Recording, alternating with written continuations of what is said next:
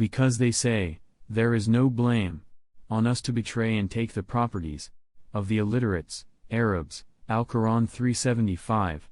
Religiously, they showed no zeal. Their most obvious religious commodity was fortune-telling, witchcraft and the secret arts, blowing on knots, for which they used to attach to themselves advantages of science and spiritual precedence. They excelled at the arts of earning money and trading.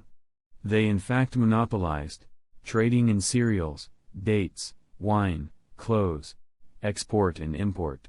For the services they offered to the Arabs, the latter paid heavily. Usury was a common practice amongst them, lending the Arab notables great sums to be squandered on mercenary poets, and in vanity avenues, and in return seizing their fertile land given as surety. They were very good at corrupting and scheming. They used to sow seeds of discord between adjacent tribes and entice each one to hatch plots against the other, with the natural corollary of continual exhaustive bloody fighting. Whenever they felt that fire of hatred was about to subside, they would nourish it with new means of perpetuity so that they could always have the upper hand, and at the same time gain heavy interest rates on loans spent on intertribal warfare.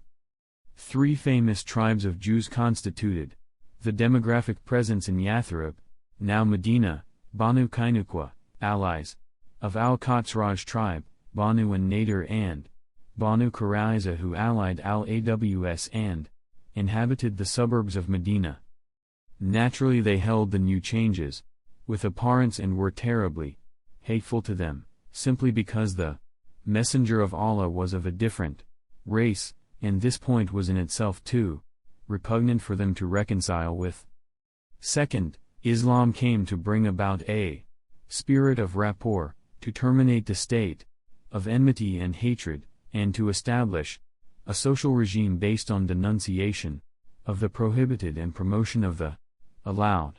Adherence to these canons of life implied paving the way for an Arab unity that could work to the prejudice of the Jews in their interests at both the social and economic levels. The Arab tribes would then try to restore their wealth and land misappropriated by the Jews through usurious practices.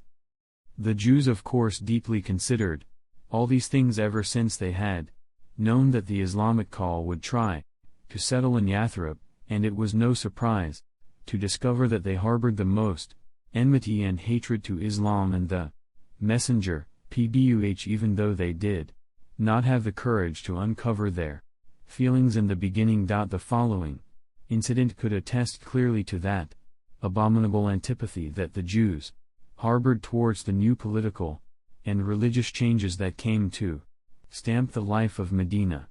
Ibn Ishaq, on the authority of the mother of believers Safiya, Arsisadillah, narrated, Safiya, daughter of Huyai bin Akhtab, said, I was the closest child to my father and my uncle Abi Yasir's heart